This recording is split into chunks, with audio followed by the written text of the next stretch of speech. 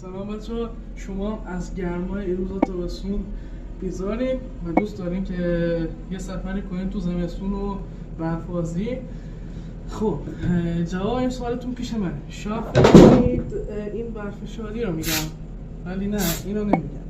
من تا با هم برف درست کنیم نیاز داریم به حیات ششیرتره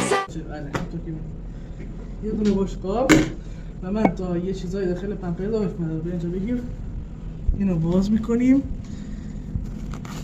یه چیزایی تو این رو خالیش کنیم. تا خالی کنم برگردم طول میکشه، داماشو براتون میگم.